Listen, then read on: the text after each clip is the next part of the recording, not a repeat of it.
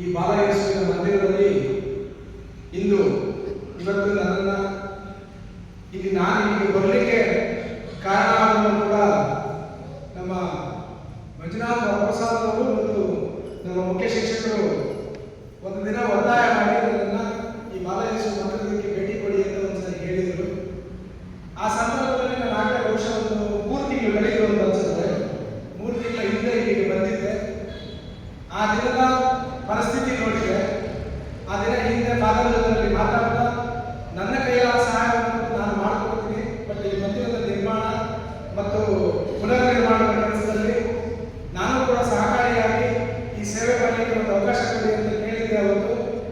ಆ ದಿನ ಮಾತನಾಡಿದ ನಂತರ ನಾನು ಸಹಾಯ ಕೊಡುವ ದಿನ ಬರ್ತೀನಿ ಅಂತ ಹೇಳಿದ್ರು ಕೂಡ ಫಾದರ್ ಅವರು ಪ್ರಿಫರಬ್ಲಿ ಸಂಡೇನೇ ಬರಬೇಕು, ನೀವು ಸಂಡೇ ಪ್ರೇಯರ್ ಇರುತ್ತೆ, ಸಂಡೇ ಪ್ರೇಯರ್ ಟೈಮಿಗೆ ಬರಬೇಕು ಅಂತ ಹೇಳ್ತಾ ಇದ್ರು.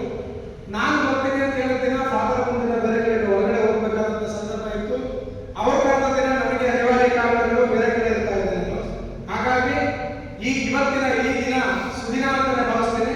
ಯಾಕೆಂದ್ರೆ 25 ಕ್ರಿಸ್ಮಸ್ ಕೂಡ ಬರ್ತಾ ಇದೆ. ಅದಕ್ಕೆ ಮುಂಚಿತವಾಗಿ ಎಲ್ಲ ಸುಂದರವಾದಂತಹ